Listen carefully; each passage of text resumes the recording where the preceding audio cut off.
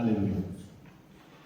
Tak chcem vás naozaj teraz privítať každého jedného, ktorý prišiel. Dnes chceme oslavovať živého Boha. A by som bol rád, keby sme si každý jeden, ktorý ste pri svojim susedom, privítali. A povedali, že ďaká Bohu, že si tu. Ďaká Bohu, že ste tu. Ďaká Bohu. Julie, ďaká Bohu, že si tu.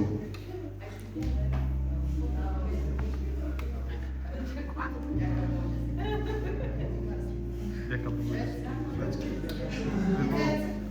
Sláva Tebe. Dnes, keď začíname, chcem sa spýtať, či viete dneska vôbec, aký je deň? Aká nedeľa? Kvetná nedeľa. Kvetnej nedele, bolo tedy, jak Ježiš bol na oslu?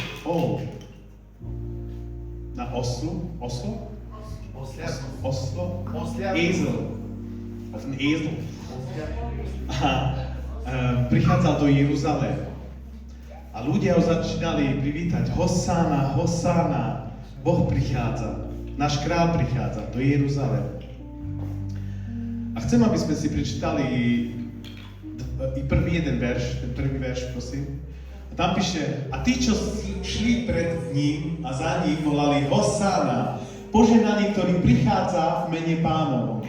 Požehnané kráľovstvo nášho otca Dávida, ktoré prichádza Hosanna na vysostiach. Vysostiach. Amen. Tak privítávame my našeho Pána dnes. Tak aj dnes nech ho privítávame. Ale aby sme nezabudli, že ten deň, ktorý prišiel, bol aj ten týždeň, ktorý končil pred neho. Ako človek. Lebo v nedeľu bol prvý deň stále. Predtým bolo nedeľa prvý deň a piatok bol ukrižovaný. Pozrieme sa, čo píše po tom druhom verši, kde som videl, čo som tak vnímal. Matúš 20:28. Ako ani syn človeka neprišiel, aby jemu slúžili, ale aby on slúžil a dal dušu ako výkupne za mnohých. Dnes chceme, aby Boh slúžil nám a my chceme slúžiť jemu. Lebo on spravil to, čo nikto nedokázal. Dnes chcem, aby sme prišli dnes, aby sme si spomínali, že Boh dal svoj život za nás. A my ho ideme dnes oslavovať. Na to je dnes bohoslúžba. Aby sme počuli jeho slovo, aby sme chválili ho, aby sme ho vyvyšovali. Dnes sme sa tu zišli, aby sme naozaj jeho vyvyšovali ako kráľ. Hosanna, Hosanna. Náš kráľ prichádza. Amen. Chceme ísť do chvály. Neviem, kde je chvála ešte.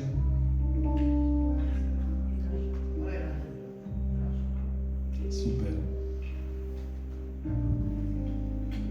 Takže začneme chváliť živého Boha. Amen.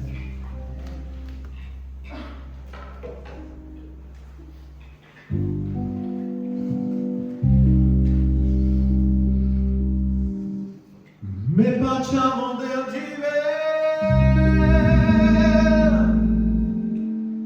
me facciamo del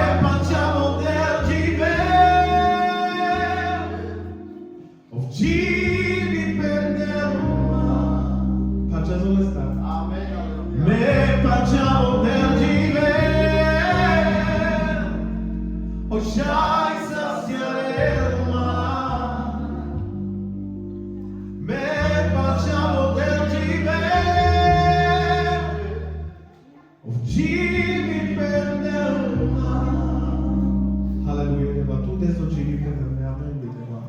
Tu salgido del tocire della. Ame kamas tu te parada, dame, tu salgido del. Hazdas tu do preț. Dar tu che sai gloria, slava su patrina tu che Deva. Amen, hazdas les, hazdas amanerai.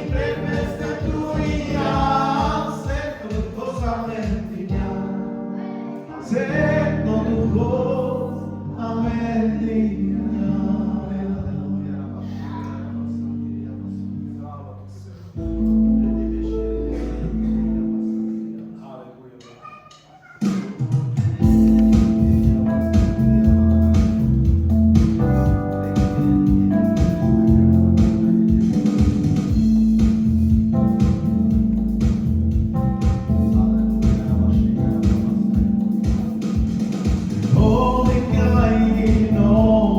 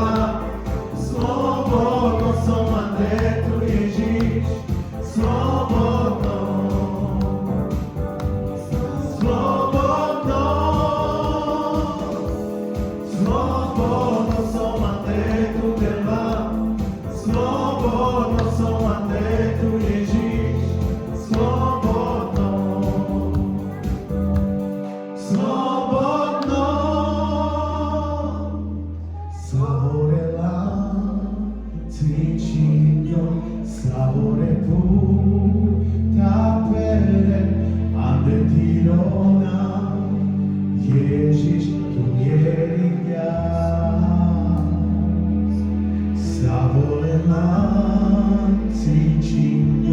savore puta bere, ande tirona, Ježiš umieri ďaš. Slobodno som ande tu dema, slobodno som ande tu Ježiš, slobodno. Slobodno, slobodno som ande tu debla, slobodno som ande tu Ježiš, slobodno, slobodno.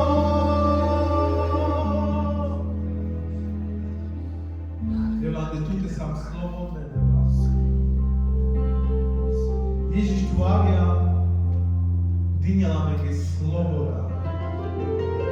Ježiš tu stala sa manuš a sikajala neke.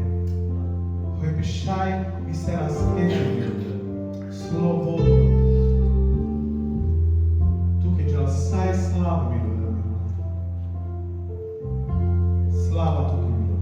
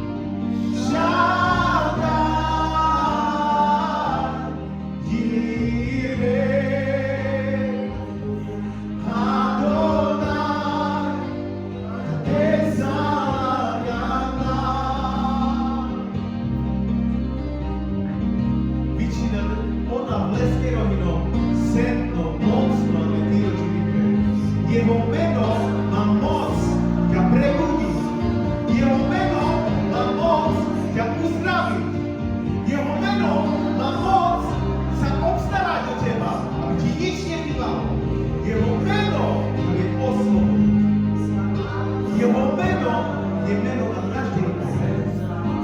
Poďme spoločne volať jeho meno. Jahve, Rafa, Elohim, Shaddai, Jireh,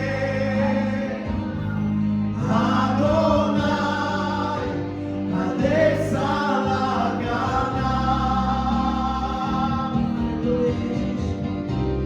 Yahweh, Rafa, Elohim, Shaddai, Jireh, Adonai, Adesalagana. Pai, que nós queremos sempre tocar o seu nome.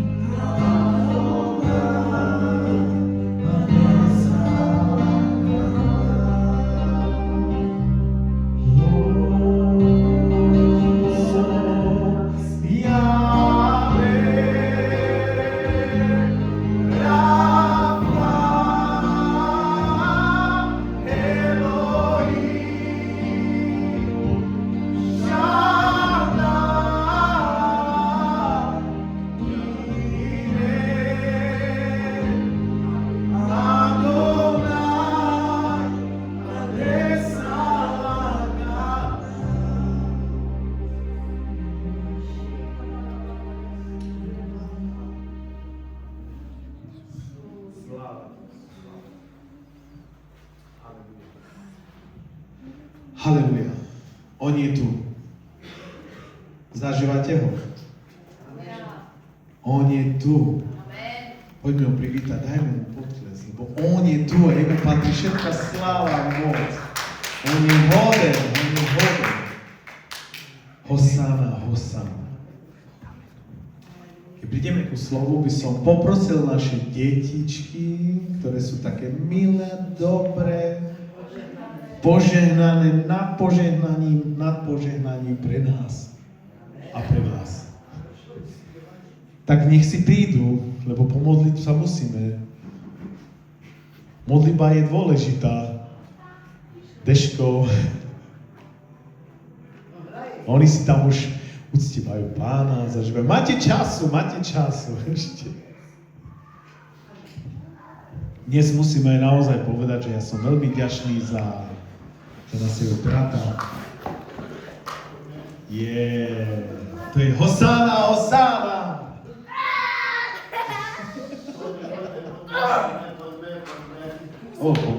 Pomaličky, detičky.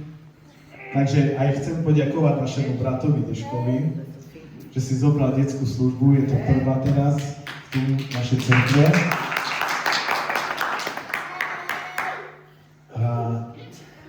Prv by som chcel ja sa pomodliť za Deška, tak Deško sa pomodli za deti.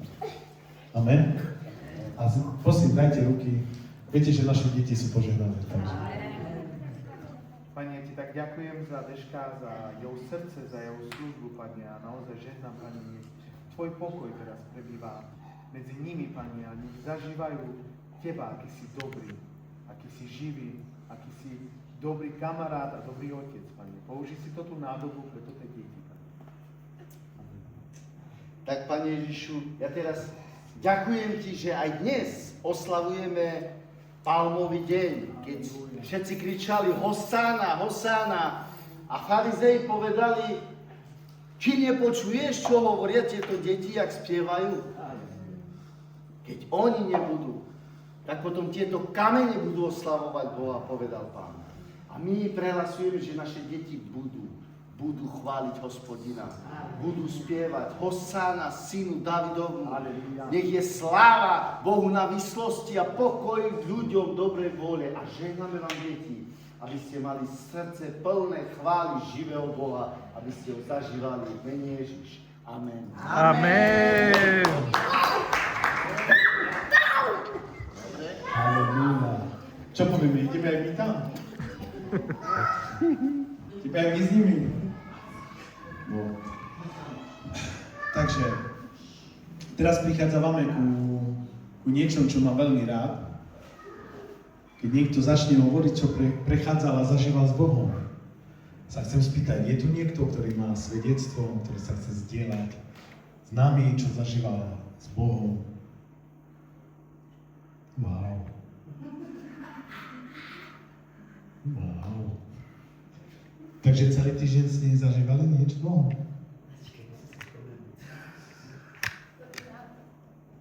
Tak prosím, Andrea, dáme mi priestor Andreje. Halleluja.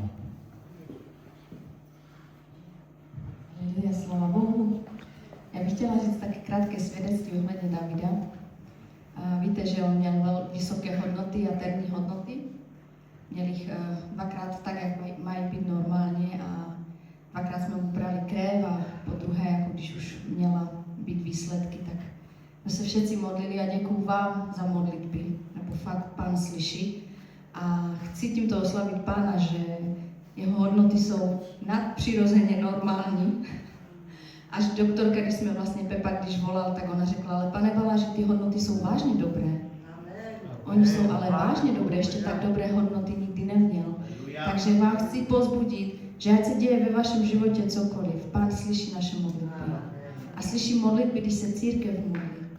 Takže každá jedna modlitba, která je pohnutá k Pánovi vaším srdcem upřímně, tak Pán slyší. A tímto chci poděkovat vám a hlavně Pánovi, že fakt David je v jeho rukách. Ať to vypadá jakkoliv. Amen.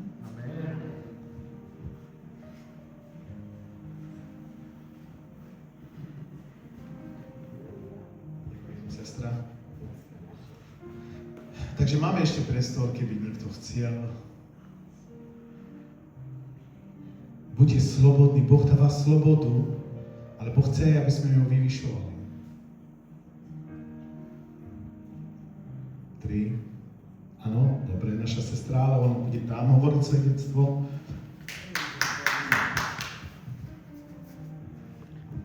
Tak buďte pozbudení, bratri a sestry, chtěla bych takové krátké svědectví žít, jak Pán pracuje, jak se stará, jak je dobrý. Zažila jsem takové tyto bolesti, víte o tom, ale víte co, já jsem se modlila, věřila jsem Pánovi, že to se mi ještě nestalo takové něco jak teď, jo, že ty bolesti. A to všecko. Víte co? Já jsem jak modlila se, děcka jsem zažívala Pana. A on byl při mně.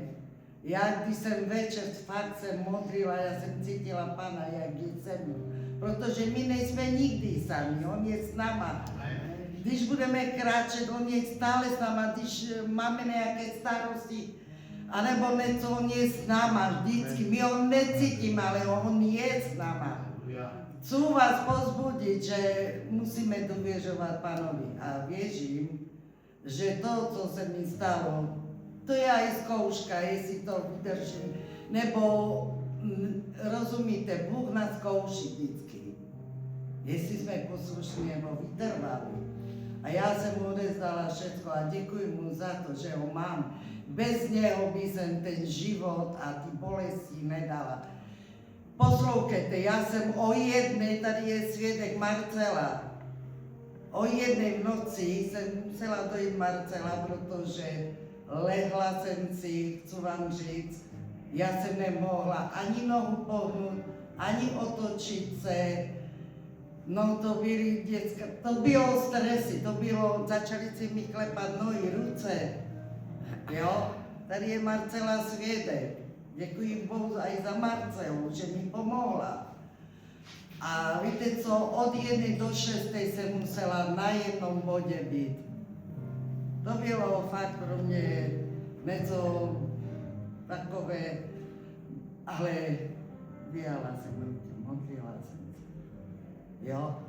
Pane, já to vydržím, pane, ty mě zkoušíš, a já věřím ti, protože v Ježíšových ranách jsem byla uzdravena, jsem se fakt modlila, tak děkujme Bohu, buďme rádi, že nás našel a že můžeme k němu dojít a mít někoho, že může se obrátit na toho nejsvětějšího Pána Ježíša Krista. Já mu děkuju fakt za něho, protože nevím, já bych bez Pána ten život nedala, kdybych ho neměla. Protože je to těžké, ale s ním je lehké. U něho je všechno možné. Fakt. Takže chci vás pozbudit, bratři a sestry, dověřujme mu víc a víc a buďme mu poslušní. Děkuji. Aleluja. Ďakujem, sestre. Jak je dôležité mať Boha aj v ťažkých časoch. Tedy je nám jasne ukázané, kde sme, ako sme a Boh pracuje. Ale aj v dobrých časoch, keď sa radujeme, keď zažívame. Je Boh s nami a chcem sa ešte spýtať, je tu niekto, ktorý má svedectvo, ktorý chce dať čo povedať? Ja nechcem pozerať na človeka podľa ty, ale keď máš niečo, chceš naozaj a nevieš, nie si istý, ešte je príležitosť.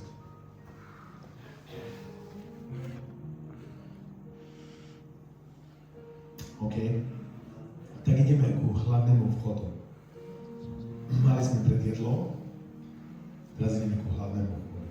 Tu chcem pozvať našeho brata Jozefa. Dneska nám poslúži náš brat Jozef, ktorý bojoval celý týždeň 100%, ktorý zažíval 100%, ktorý nám aj chce dať 100%. Amen. A poďme, dajme ruky a ideme sa modliť a žehnať mu za to, čo on robil celý týždeň, my ideme teraz počúvať a zažívať. Amen. Pani, ja ti tak ďakujem za Pepa, za našeho brata, Pane. Ti ďakujem, že si pomazal jeho na tom, aby nám vedel dať dobré jedlo. Nie sme prišli sa najesť, Pane. On je len čašník, ale ty si kuchár. A tvoje jedlo chceme jesť, Pane. Chceme sa nasytiť a chceme zažívať premenu v našom tele, v našom srdci, Pane. Použij si toto nádobu, použij si toto obsluhu pre nás, aby sme boli spokojní s tým, že Ty hovoríš k nám. My sme spokojní, keď Ty si s nami, Pane, a Ty sa zjavuješ cez skrze Pepa. Daj mu, pomazaj mu ústa, pomazaj mu uši, oči. A nech naozaj to, čo teraz bude hovoriť a rozprávať, nech je to naše prebudenie a nech to nás to nasytí, aby sme vedeli ďalej. Amen.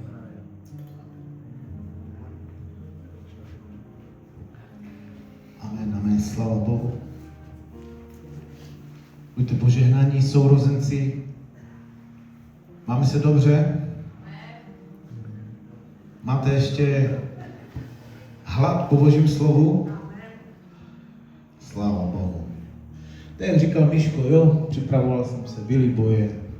Protože vždycky, když jdeš proti proudu, tak ta druhá strana nespí, ale ten, který je nás, ten je větší, jako ten, který je ve světě. Amen? A sourozenci, dnešní téma bude, poprosím o první obrázek. Dnešní téma bude Bůh dává naději uprostřed tvého trápení. Přesně tak. Bůh dává naději uprostřed tvého trápení. Nevím, jestli, neřeknu nevím, vím, každý jsme se jednou ocitli v takové fázi, že jsme byli v beznaději, kde Bůh dal naději. Amen? A my se dneska budeme pohybovat v knize ve Starém zákonu, je to Pláč, 3. kapitola, česky dokonce se tam říká kniha nářků, kniha Pláč, vy slovensky máte Pláč. A než půjdeme do veršu a do slova, tak trošku vysvětlím, co se stalo tam. Co se v těchto kapitolech předešlých stalo. Takže já budu vycházet z 3. kapitola, ale v předešlých prvních 2 kapitolech se tam stalo, že Jeruzalém byl zničen, lid trpí a je opuštěný. V 2. kapitole se stalo, že tam byl zdůrazněný Boží hněv a úplné zničení celého města. A 3., o které budu dneska kázat, je osobní žál a objeví se naděje v Bohu a v jeho věrnosti. Takže o tom to dneska bude slovo a věřím, že dneska i Bůh přesto to k nám promluví.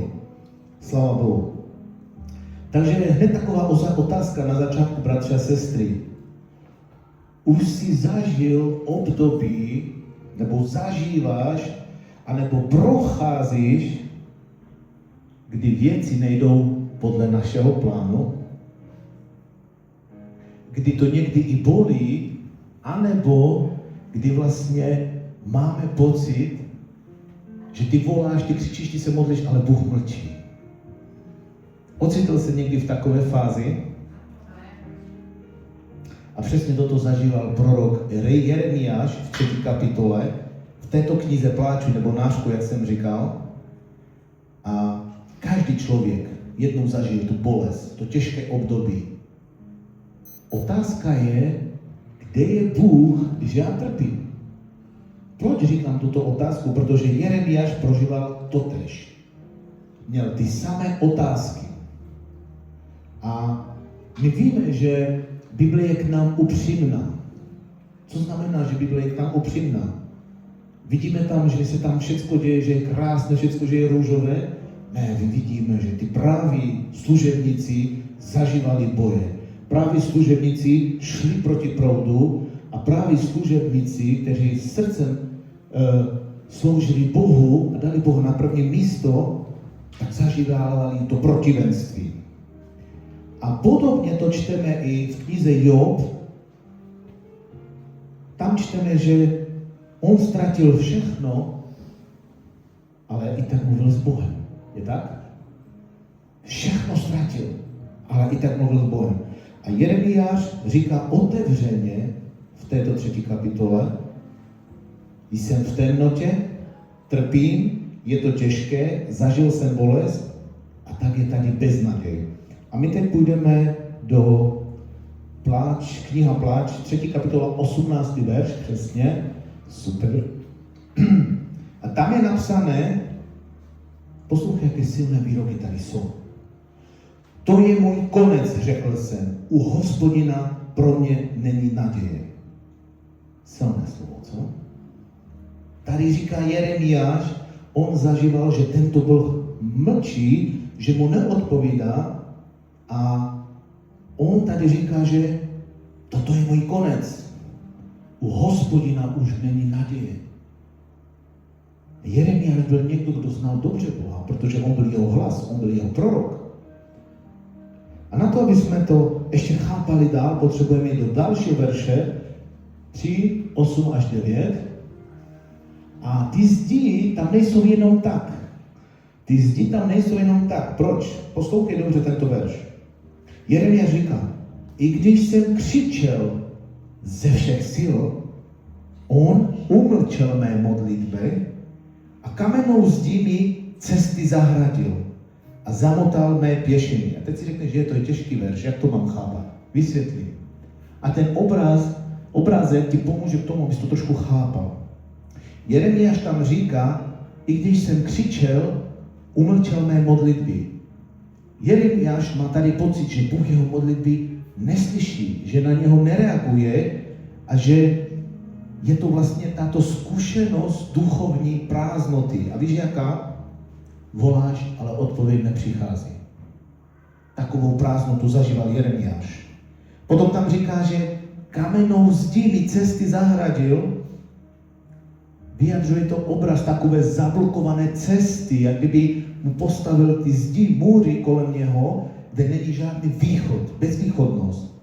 Jako kdyby člověk byl uvězněn a nemohl se pohnout dál, nemohl najít ten směr správný. A jak tam říká, zamotal mé pěšiny, to znamená, že nejen, že ta cesta, mluví tady o cestě, že je zavřená, ale i to, co předtím dávalo smysl, najednou je teď zmatené. Ztrácí orientaci, je tam chaos, je tam nejistota. Toto zažíval Jeremiáš. A čteme to dál v 3. kapitole 17. až 18. verš. Tak. A tam čteme, že je v zoufalství, že všechno vidí kriticky, že nemá naději. A církev, je v pořádku před Bohem si přiznat bolest? Co si myslíte? Mám tvůj amen? Velmi důležité. On tam říká, má duše nezná pokoje. Na vše dobré jsem zapomněl a teď říká, to je můj konec. Jinými slovy háží flintu už do žita. Všecko končí, řekl jsem u Hospodina, pro mě není náděje. On si tady vyleval svoje srdce před Hospodinem. Říká, má duše nezná pokoje. A teď už nejde jenom o problémy, ale i hlavně o ten vnitřní nepokoj. Člověk nedokáže najít klid ani v sám sobě. Proč? Protože on tu říká, na vše dobré jsem zapomněl. Poznáte to, když jste byli v fázi, kdy někdo přijde za tebou, bratr, sestra, si tak skleslí a řekneš mu, dej mi pokoj. Už nemám na to chuť, nemám na to náladu. Všechno dobré, co jsem zažil, najednou všechno ztratilo smysl. To je typický stav utrpení, bolesti. A ta bolest je tak silná, že překryčí všechny tvoje dobré vzpomínky, to, co jsi zažil i předtím s Bohem. Jako kdyby nic dobrého neexistovalo. A on tam říká, to je můj konec. Teď přichází úplný moment úplného zlomu. Vzdát se všeho. A už nejenom bolest, ale přesvědčení, že už není cesta ven. A teď říká, u Hospodina pro mě není naděje. To je ten nejtvrdší část tady tohoto verše. Jeremiáš má tady pocit, že i Bůh ho opustil. Ale ne, že by ho skutečně od něho odešel, ale tak toto člověk prožívá, když je v zoufalství, když si sáhne až úplné dno. Jednou mi řekl jeden brat, že, a to byl mladý křesťan, Jeremiáš měl depresi. Tady to můžeme vyčíst. V jakém stavu se nacházel Jeremiáš. A věřit neznamená, že všechno bude bez problémů. On říká, že u Hospodina pro mě není naděje. Věřím, že tady musel zažívat hodně kritický stav. Protože tady, jak jsem řekl, Jeremiáš znal dobře Boha. Ale poslouchej, co se děje dál. Najednou začal zmýšlet jedno. Najednou začal jinak přemýšlet. A on najednou začal jinak myslet a změnil svoje zmyšlení. Najednou říká, na to chci pamatovat. To budeme číst teďka v 3. kapitole 21. On tam říká, na to chci pamatovat. Vidíš, tady už neříká, že vše dobré chci zapomenout, ale neříká tady, že už pro něho není naděje, ale on říká, že naděje začíná, že změním svoje zmyšlení a začnu věci nebo okolnosti brát jinak. A teď poslouchej, jak? Toto je moje naděje. Začne to brát srdcem. Přesně tak. Toto si však v srdci beru. Čteš to tam se mnou? Toto si však v srdci beru. Ale ještě předtím muselo něco přijít. Co muselo přijít předtím? Změnil svoje zmyšlení. A teď sahá na úroveň srdce. A slovo říká i v žálu, to si tam nemusíme dát, večer pláč, ráno radost. Večer pláč, ráno radost. Jinými slovy, noc netrvá věčně. A kdo ví tady, že noc netrvá věčně, že po každé noci, po každé tmy musí přijít ráno a den a světlo. Víme o tom, ne? Zažíváme to každý den. Bude dobrý, on ví, co potřebujeme. A já tě chci pozvat, bratře, sestro, připomínej si Boží pravdy. Připomínej si Boží pravdy, protože dále tady říká, co je jeho nadějí. A teďka to hlavní jádro, z čeho všechno vyplývá, je, víš co? Boží milosrdenství. Boží milosrdenství. Němci mají na to takové hezké slovo Gottes Gnade. Boží milosrdenství. Hospodinové milosrdenství nekončí, je nové každé ráno. A toto je ten klíč celé té kapitoly. Jeho milosrdenství nekončí. Každé ráno ho máme nové a Bůh je věrný. Amen, církev? Amen. Pojďme do 3. kapitoly 22 až 26. A čti tam se mnou pozorně. Pojďme spolu do těchto verší. Hospodinová láska nepomíjí.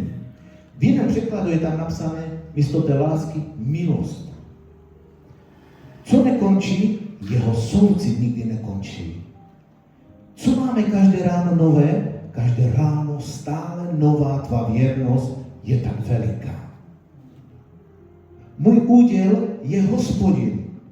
Říkám si, v něm složím svoji naději. Pokud jsi byl někdy zklamaný, z Boha se nikdy nesklameš. Dobrý je Hospodin k těm, kdo v něho doufají, kdo v něho věří. Ke všem, kteří ho hledají, a teď dobré je trpělivé čekání na Hospodinovo spasení. Každý den máme novou milost. Každé ráno, když staneš, máš novou milost, otevřel si oči, mohl si spasit svoji ženu, svoji manželku, svoje děti, a to není jenom tak. Někdo vstal ráno a už tohle nemohl vidět. Proto máme tu milost. Ta milost je od Boha. A Jeremiáš tady říká, je dobré čekat na Hospodina. I v tichu, i když odpověď nepřichází hned. Možná, když se modlíš, možná si někde, nikdo tě nevidí. Ale já ti chci říct, já ti chci povzbudit. Tady řekla i mamka, Bůh tě vidí. Možná vidíš všechno černě. A to ještě neznamená, že se věci nedějí. Oni se dějí. Zetrvávej v modlitbách. Izajáš říká v 40:31, že ti, kdo čekají na Hospodina, církev, kdo to ví, co nabývají? Nové síly. Takže ty, co čekají na Hospodina, co nabývají? Sílu. Oplatí se čekat na Hospodina? Amen. Amen. On je vždycky věrný, on je milostivý a každý den přináší svoji naději. A já tě chci povzbudit, bratři a sestro, svěř svůj život Bohu. Hledej ho ve zkouškách. Nevzdaluj se od něho. Důvěřuj, čekej trpělivě, protože jeho pomoc přichází ne v tvůj čas, ale v ten správný čas. Možná někteří víte, o čem mluvím. On nepřijde, Bože, teď to potřebuju, a ještě teď hned, ne, až si projdeš něčím. On říká, koho miluje, toho přísně vychovává. Ale je tam napsané, koho miluje. Takže naděje se rodí z Boží věrnosti, ne z našich pocitů, ne z naší situace nebo okolností, které se nacházíš. Ještě jednou to vysvětlím. Z čeho se rodí Boží věrnost?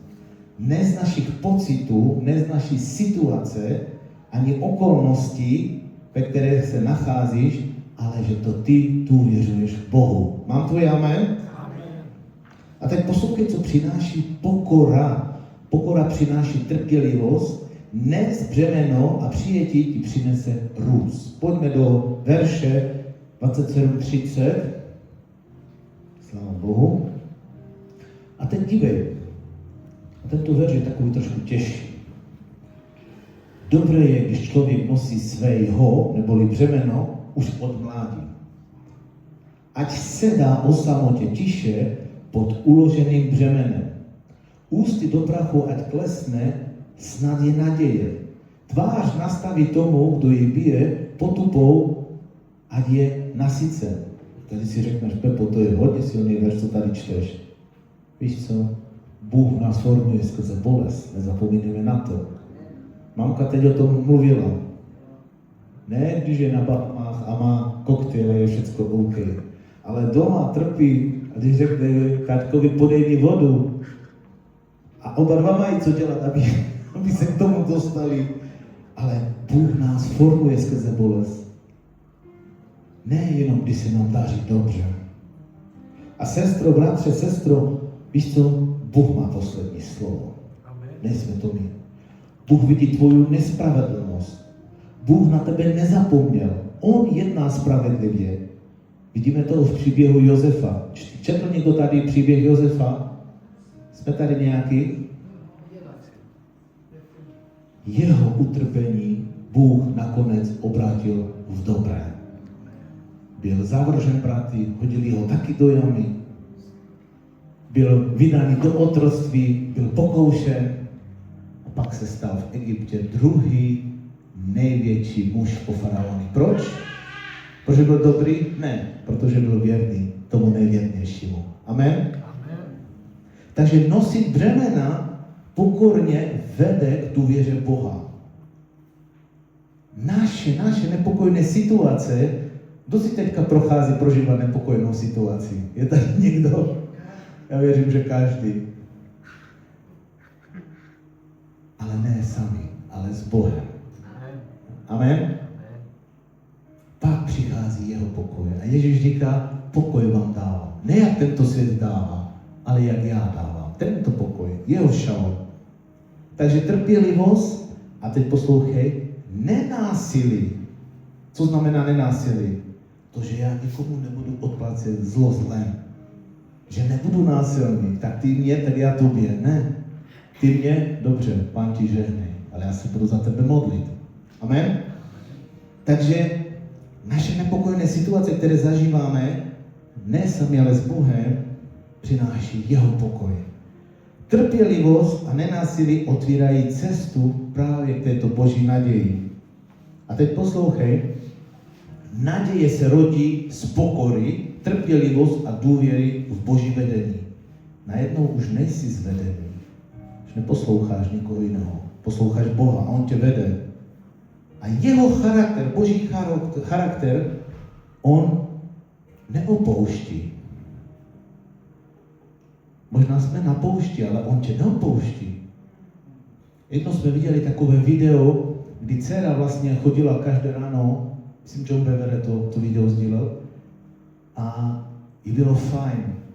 Ona si chodila na tury s otcem, běhali každé ráno, bylo jim fajn, ale stalo se, že oslepla na oči. A najednou ta dcera potřebovala pomoc. Ráno si neuměla umýt zuby, neuměla se umýt, když chtěla si něco vzít, všechno jí spadlo. A ona tam zažívala ten nářk, ten pláč. A ve svém nitru prosila a říkala, otče, kde jsi? Když já potřebuju pomoc, když neumím si vzít ten kartáček, když jsou tam dveře, nikdo mi neotevře, když chci jít tam a nevím, jak tam mám jít, kde jsi celou dobu byl? A víš co, to je takový obraz Boha Otce. On se jenom postavil, on mi říkal, celou dobu jsem byl s tebou. Celou dobu, když jsi trpěla, když jsi nevěděla, když jsi nemohla, tak jsem dělal tak, aby si neublížila. Když jí spadl pohár, on ho zvedl. Nedopustil, aby se jí něco stalo. A pojďme teďka ještě do 3:31-33. Dívej se, co tady říká Hospodin. Hospodin přece na věky nezavrhuje. Vidíš to slovo na věky? Nejenom dneska, nejenom zítra, nejenom pozítří, na věky. A teď dívej, i když zarmoutil, znovu se slitovává, znovu se slituje ve velké lásce své. Netrápí přece zlomyslně. Jinými slovy, on nechce, aby si trpěla. Nechce lidem dávat zármutek. Já ti chci říct, bratře a sestro, utrpení není konec. A jak jsem říkal, možná vidíš tunel, je tam tma, ale vždycky na konci je jeho světlo. A víš, co dělá Bůh? On tě vyzývá, navrať se. Pojď, navrať se zpátky, aby jsme zkoumali svoje cesty. Pláč 3, 40 a 41. Tam je napsané, zpytujme své cesty, zkoumejme je, k Hospodinu se navraťme. A teď toto je pro mě důležitý verš. Nejenom svoje dlaně, ale i srdce k Bohu, k nebesím zvedněme. Amen? Nejenom svoje ruce, haleluja, všechno je krásné, ale svoje srdce a zvedáme. A sourozenci, bratře, sestro, chci ti říct dneska jedno slovo. A teď poslouchej srdcem. Nevím, pro koho toto slovo je, ale Bůh to ví. Amen? A chci ti říct jedno slovo. A teď dobře poslouchej. A to slovo začíná jednou větou. Zastav se. Zastav se a vrať se k Bohu. Slyšíš to slovo? Ještě jednou ho vzpomenu. Zastav se. Zastav se. Zastav se a navrať se k Bohu. Nevím, od čeho se máš zastavit. Nevím. Možná je to tvoje práce, možná je to vše, jak se o všechno staráš a chceš mít všechno pod kontrolou. Nevím. Možná je to, že neumíš něco pustit, ale to slovo zastav se ti chci říct proto, protože toto tě pomalu a jistě ničí. A co momentálně zažíváš, tak jak jsem říkal, nevím, ale v tvém životě se můžou změnit věci, když se budeš modlit k Bohu. Když Bůh, On rád vyslyší tvoje modlitby tam, kde jsi, tam, kde se nacházíš, tam, čím si procházíš, On nám zaslibuje, že On vyslyší naše modlitby a že se přiblíží k nám. Udělej jeden krok, On udělá 2 kroky k tobě. Amen? Takže modlitba z hloubky, volání k Bohu, to je ta důvěra, že On slyší. Vzpomenu Foresta, když byl covid, říkám, Forest, co teď? Covid je, církvi, všechno se zatvorilo, jenom digitálně Zoom. A on mi řekl jenom toto. To, že On ví, co bude dál, to ti musí stačit. To se jmenuje víra. Amen? Takže pojďme ještě teď do 3, 55, 58. A toto teďka tady budu číst. Zkoumej to srdcem. Možná se tam ocitl. Já už jsem se tam ocitl. Dívej, co tady říká Jeremiáš. V té nejhlubší jámě, Hospodině, jsem ale vzýval jeho jméno. Kde? Nejhlubší jámě. Sahal si na dno. Vzýval jeho jméno. A dívej, co říká. Už je přesvědčený. Slyšeli jsi můj křik, jeho volání. Říká mu Jeremiáš, neodvracej se. Když tobě volám po úlově, už když mu bylo líp, když jsem tě volal, dívej, co říká? Přiblížil ses a říkal si mi, neboj se. Když mi šlo o život, vedl si mou přijít. Toto slovo přijít, trošku vám vysvětlím, znamená to nářek, pláč, tvoji bolest, tvoje ublížení.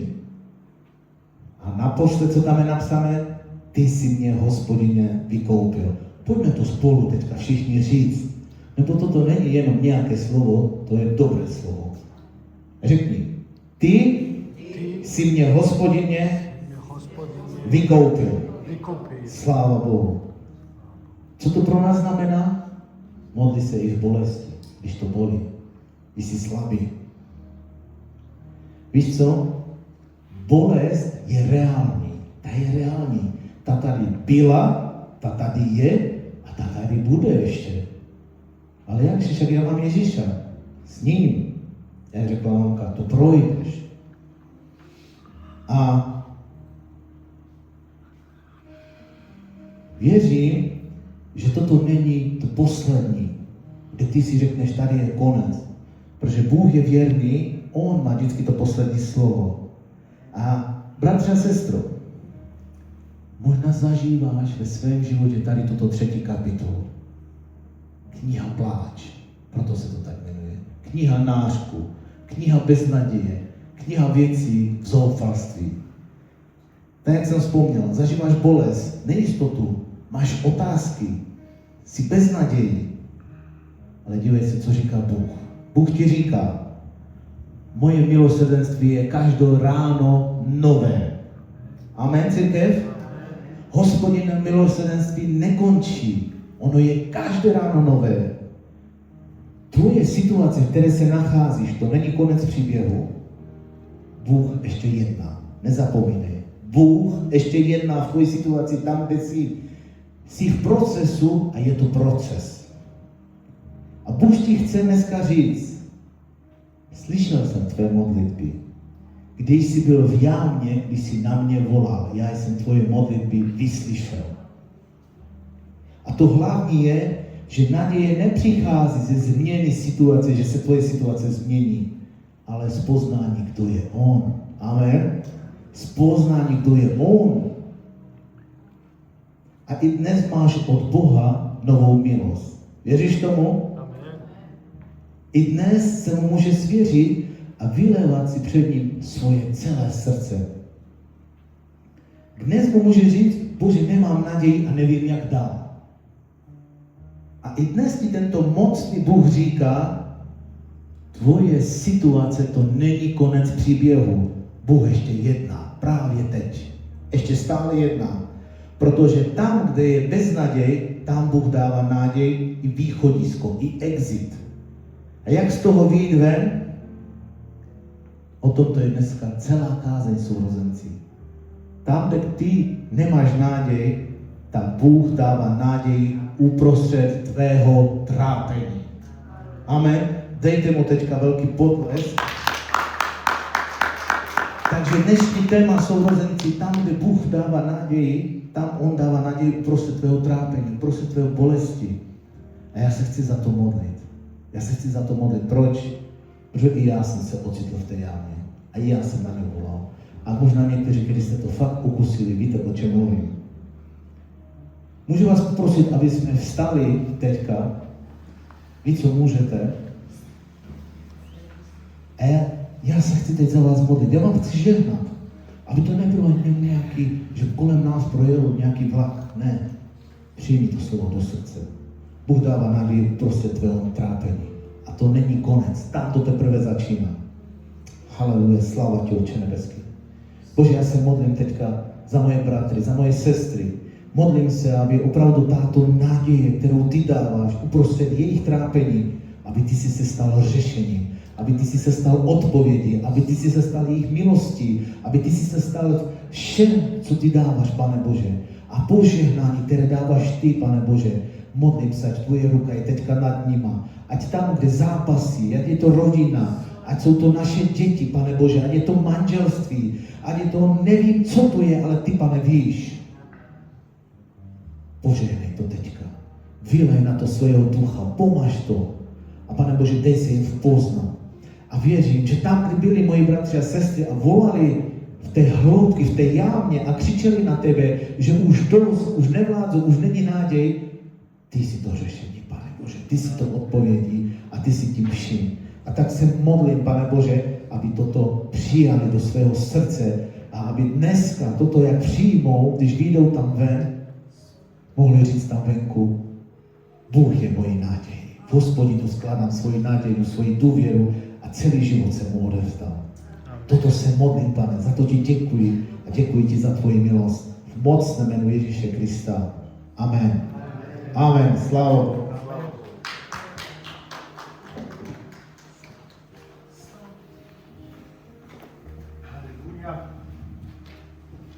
Haleluja. Neviem ako vy, ale ja som z toho pozbudený. Keď kázal, tak prišlo mi taký obraz, že sa keď prichádzame do Božieho kráľovstva, keď zažívame Jeho, keď ho príjmame do svojho života, niekedy sa nachádzame do labyrintu. A A v ten labyrint má, jak on povedal, to tie múry proste, že to som normálne vnímal, že jak niekto má kriky, niekto múry, ale že hľadáš cestu, východisko von. Ale aj napriek tomu je, vieš čo je úžasné, keď si v labyrinte? Že nie si sám. Že on je s tebou. Ďakujeme Bohu za službu našemu bratovi. Ja myslím, že to jedlo bolo dobré. A to nasytilo. A viem, že ja viem ísť ďalej. O týždeň budem hladný, ale to nič. O týždeň bude zase dačo. Predtým, jak pôjdeme, by som chcel urobiť zbierku. A predtým, jak urobíme tú zbierku, mám tak na srdci, aby sme rozprávali, že prečo je zbierka. Zbierka není na tom, aby sme my sa najedli telesne, ale aby sme sa vedeli nájsť duchovne. To znamená, že môžeme byť tu, že máme aj priestor, že máme vodu, máme kávu, máme cukor, máme takedy pokeji, máme takedy pizzu. A to sú všetko financie, ktoré potrebujeme. My chceme prispieť na to, aby Božie kráľovstvo rástlo. Keď budeme dávať, nech nedávame v takým spôsobom, že dávame, lebo chceme dať, lebo máme na to, aby sme dali, ale skúmaj svoje srdce. Čo chce Boh od teba, aby si dal. Lebo jemu patrí všetko, aj tvoje financie. Ale aj patrí to, že ak dávame, že vieme, že my sme požehnaní v tom. Že my dáme, my sme požehnaní jak dnešným slovom. Sme tu mohli byť, mohli počúvať slovo. Amen. Máte možnosť, keď chcete, môžete prísť. My robíme tú veľkú akciu. Ja musím manželke dať moju peňaženku. Nedajú, prosím, celú. Ona je osotechá. Dôverujem ti, že dávaš zo srdca. Toto je zelené, nie? Keby sme ich mali, no. Pohode, nie je všetko dobré. Ja som Bohu naozaj vďačný za dnešný deň. Viete čo, ja som zažíval pokoj. Neviem ako vy? Amen. A viete čo, za ten celý týždeň som to potreboval. Potreboval som zažívať pokoj. Ďakujem ti. Si mi tam aj dačo dala? Predtým, jak ukončíme, chcem ešte povedať pár oznámí. Keby niekto mohol ísť na počítač, som bol veľmi rád. Možno Dáša, alebo no. A viem, že 1. apríl prichádza, to nie je žiadna sranda, hej. Nie, že apríl. Ale naozaj na 1. apríl máme skupinku. Bude to modlitebná, takže nie je to šerc, že sa budeme smiať, ale samozrejme, že budeme mať dobrú náladu. Bude modlitebná, ešte nevieme u koho. No, o 3. stále stredu. Ešte oznámie o tom, že druhú nedeľu už máme Veľkonoce, takže budeme mať veľkonočnú bohoslúžbu, kde budeme naozaj, nám poslúži slovom Deško, áno, náš brat Deško. Naozaj ja som tak vďačný za Deška, keď to vidím tam, že jak ticho, že jak sa tam bavia, som to nadšený. No už počkaj, už začal. Dobre, super, nie. Ďakujem Bohu za to, že máme aj tu na pokoj. A ešte chcem, aby som, ešte jeden oznam mám. 18., 19. a 20. septembra, to je 9. mesiac, bude aj večer chvál. To ešte nemáme zapísané, ale tedy už Frankfurt Nida to bude.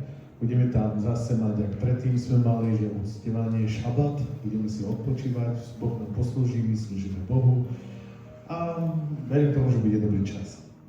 Tí, ktorí vedia, že o BTC je o 7., 8., 9. maj, no to sú také oznámy, ktoré sú a predtým, jak skončíme, by som vás chcel ale požehnať. Som bol rád, keby ste sa postavili, aby sme prijali Božie požehnanie. Tí, ktorí môžu. Tak Pani, ďakujem Ti za to, že si živý Boh a že Ty nás nenechávaš v labyrinte. Si s nami, Pane. A ja sa modlím, Pane, aby si nás vyviedol každé jedno trápenie, Pane. Žehnám každému jednému, aby Tvoj pokoj, ktorý Ty dávaš, prebýval v nás. Aby sme aj my boli ten, ktorý zjavuje pokoj. Ja žehnám celý týždeň, aby sme naozaj boli tí, ktorí hlasajú Hosanna, Hosanna. Náš král prichádza, náš král je živý a je Ježiš Kristus. Žehnám každému jednému v Tvojej robote, okolnosti, rodine, aby sme boli svetlo v temnote. Aby sme boli to, čo Boh od nás žiada, aby sme hovorili o nemu, aký je dobrý. Žehnám každému celý týždeň pokojné sviatky prežitie, pokojné zažívanie Ducha Svätého a dávať ďalej. Vy ste požehnaní v mene Ježiša Krista. Amen.